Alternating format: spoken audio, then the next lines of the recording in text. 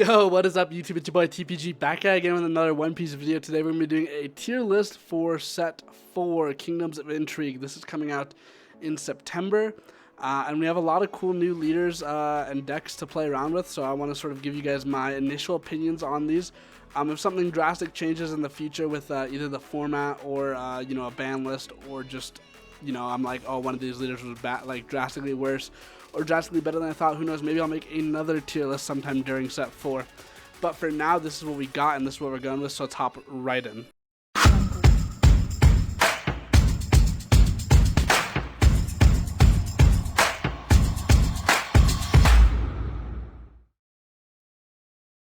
Guys, so here we are at the tier list. Our list of leaders grows with every set. Let's hop right in with Zoro. This is still a tier 1 deck, nothing in my mind lets me think Zoro's anything less, and even the Zoro copers who say we should make Zoro only buff Straw Hats, okay, have fun with that. Like, Zoro's gonna be even more annoying, not even more annoying, but very frustrating if you can only play Straw Hats, right? Here's my reason: because Straw Hats have 4 copies of Luffy that rushes, 4 copies of Zoro that rush, and then if we're locking Zoro into Straw Hats, there's nothing that's stopping you. There would be almost no reason to play any of these other cards, right? So you're probably just going to send it on 4 Sanji as well that also rushes. Like, that is not a fun time, you know? So I think even if they nerf Zoro to only be Straw Hats, it's going to be a tier 1 deck. Law's sort of fallen from grace lately, right? Like, it's still up here, but because Law is such a skill-intensive deck, I'm going to put it in 1.5. I think a good Law player definitely makes it tier 1. But a lot of these decks sort of just are easier to play than Law, so why play Law when you could play a deck that's easier for about the same amount of reward? So for that reason, Law's going to be in 1.5. Original set 1 Luffy, tier 3. This deck's awful. I remember when this used to be how we had to play film. Oh my god, that was awful. Odin's good. I don't think he's tier 1, definitely tier 2. Odin can do its Odin-y thing pretty well. It does that very well.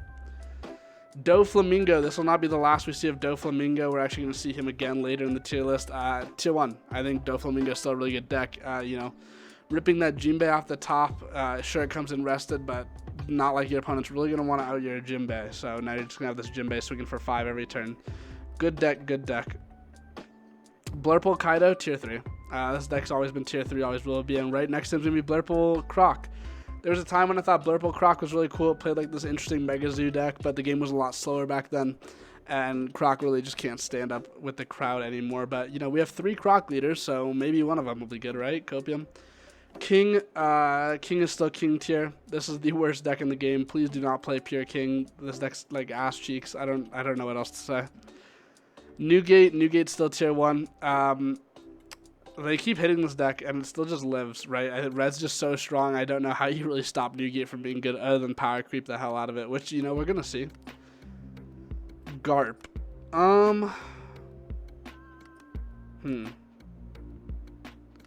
Garp might be better because we have so Garp's like a tier 3 deck, right?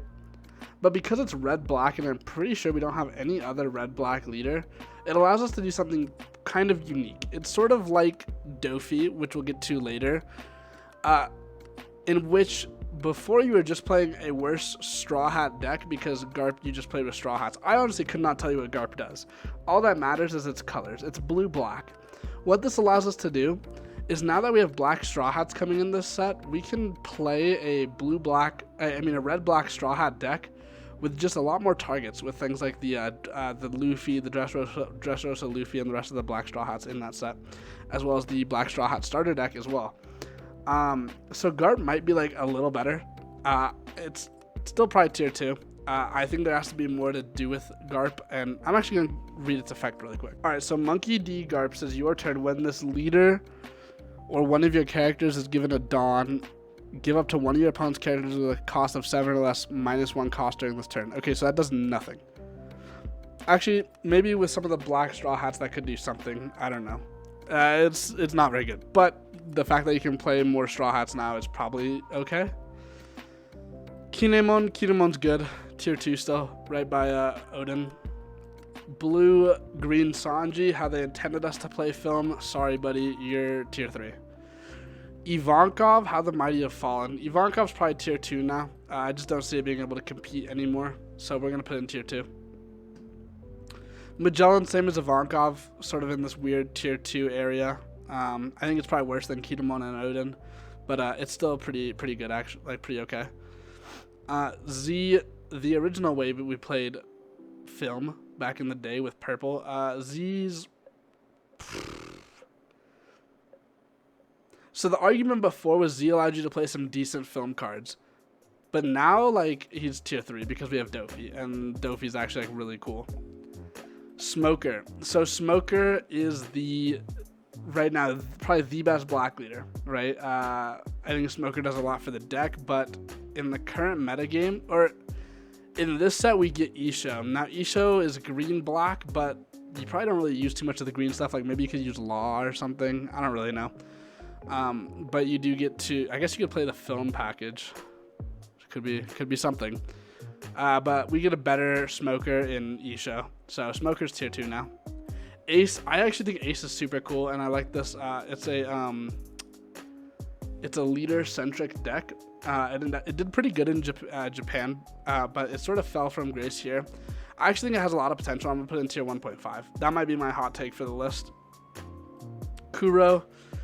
Yeah, you're like a sad knockoff Kid and Rob Lucci, bro. You're down in tier 3. I'm sorry to hear it. Arlong. We got a lot of stinkers down here, don't we? One Piece is weird. It's either super top heavy or super bottom heavy. I'm going to put Arlong right between... I'm going to put Arlong above these guys. Arlong's tier 3, but he's not as bad as any of these. Nami's like this weird tier 2 deck, right? Because they can just auto win sometimes. So like it's always going to be pretty okay. Iceberg, tier 3. Like our OG can't attack leader, but you get almost no payoff for not being able to swing. Rob Lucci, I'm going to put in 1.5. I think Rob Lucci's still a good leader, but I think it just gets overshadowed by Isho pretty significantly. Black, yellow, Big Mom. This is probably the worst Big Mom. Put it in tier 3. I don't think it's that good. Katakuri. Katakuri is probably 1.5 still. I think Katakuri is still quite strong. Yellow has a lot of good stuff. Vivi. So when I first read Vivi, I was like, this has to be good, right? Just pay 2 Dawn, turn anything into Rush Zoro. But it's actually not that good. The Secret Rare makes this deck a lot better. However, the Secret Rare is literally able to just get KO'd by a Vista, and it's a 7-drop. Like, that sucks. It's so tragic. So, like, I want to put Vivi, like, right here, but I actually don't think it can even compete with these. I'm going to put it in tier 2 for now. Vivi, to me, just seems like the one that, like, very possibly could come up here, or even up here, but I'm not too sure yet. Dofi, if you guys think Film Kid is bad, we'll get ready for Film Dofi. So Film is weird because it has green cards and purple cards. The original batch were purple cards, and they didn't really do anything other than having a really, really, really, really, really broken event card. They didn't really do anything. And Uta. They had Uta as well. Uta was also very strong. And then we got the green film package, which nobody thought was good. And then we played it with Kid, and we're like, wait, this is actually very good. And now you just combine those with Dofi, and you get a really good deck. And you get another Searcher for the deck because it already has Nami, but now you also have A, more targets for Nami, but B, you also have Buena Vista, which is a 1-drop Searcher, which helps your curve as well. It's also a 2k counter, though, which is a little weird, but it's still very good. The end of turn 2 Dawn active is nice as well because we can play things like Thunder Bagra or, what is the new one? There's a new 2-drop event counter as well that you could play on your opponent's turn, all of which are pretty good. So, yeah. Isho, I think this is the new way to play black. I'm going to put this at the top of 1.5. I think black's very strong, and having Isho... So, Isho is Dawn 1. All your opponent's characters get minus 1 cost. And so, Smoker before was good because it was able to give minus 1 cost to one thing and buff himself up by 1,000 if there was a 0. Isho doesn't buff himself, but he does give everything minus 1, which is very, very good. And then also Isho says end of turn pay 2 Dawn, I believe it is, to restand a 5 drop or lower, which means you can now swing with your Borsos and get a little extra pressure and then just restand them. Or you can like swing with Kuzan, the 4-drop Kuzan, and then just restand it so it doesn't get swung over because it's such a valuable piece. Rebecca's a tier 1 deck. Rebecca's crazy. Tier 1's not really organized. I'm gonna put it like sort of in the middle. So at first I was like, wow, this is the best control deck in the game because you have black and blue, right? What does black do? It reduced cost. What does blue do? It bounces things based on cost. That's really good. But what's better is having a stage that says all of your characters gain rush. It's a 1-cost stage. While Rebecca can't attack, you have a lot of characters that say suspend Rebecca. And then at first I was like, well, why do all these cards mill? And I felt embarrassed afterwards. I went and asked Jackson and the guys in that chat. And I was like, why do all these cards mill? I don't get it. And then they said, what do you mean? And I was like, well, there's no payoff for milling. Like, it doesn't make sense. You're just like, is it just to balance them? And then they're like, go read Luffy. And I said, huh? And they're like, read the Dressrosa Gear 4th Luffy. And I went and read it and I said, oh wait, this is really good. This is very, very good. This is actually such a good deck. Goodbye, Zoro. Goodbye, Whitebeard. Meet your new maker, Rebecca. I promise you guys this deck is going to be insane. Definitely start picking up your Kaios now.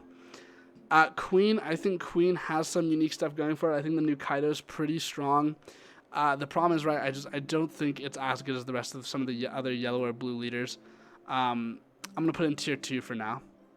Crocodile. Another Crocodile. I'll be honest, this is probably the best Crocodile. I'm going to put it in tier 2. I think it has a lot of potential. We'll see where it goes. And a lot of the new Baroque Works support is okay. I think what would have made this better is if they made it purple-blue, because then you could play all the Baroque Works cards in it, which might have some better synergy. But it is what it is. Luffy, I think Luffy's weird. I'm going to put it in tier 1.5. I think it has a decent matchup into almost all these tier 1 decks. So for that reason, I think Luffy's going to be a tier 1.5 deck. Kid, I think Kid is still a very, very solid way to play film. I'm going to put it in...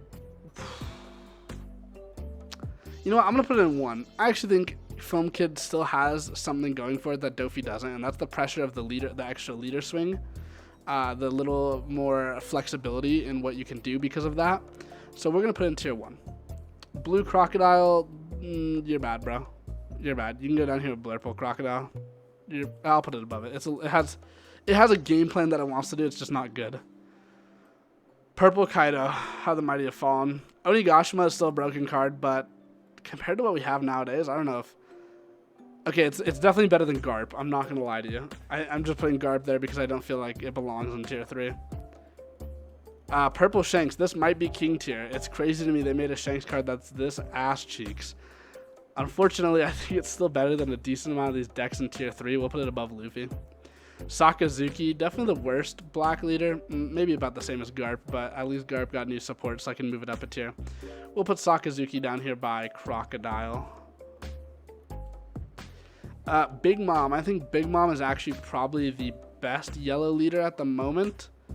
But you're about to see something interesting because I just don't know how to rank yellow leaders. I think a lot of the yellow leaders are very strong, and I just can't decide where to put them on the tier list. So we're just going to put Big Mom next to her son Katakuri. Black Luffy, I've been testing this deck.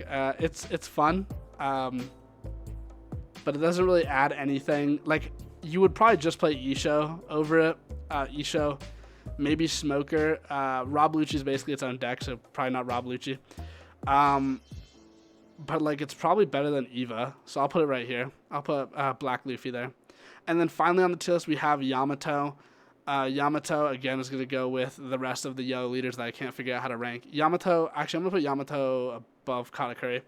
I think being a Walmart brand Whitebeard actually means something in the current metagame. I think being at 2 or less life and then suddenly going up 1k actually could make decks like Zoro or decks like Rebecca a little scared, to be honest with you.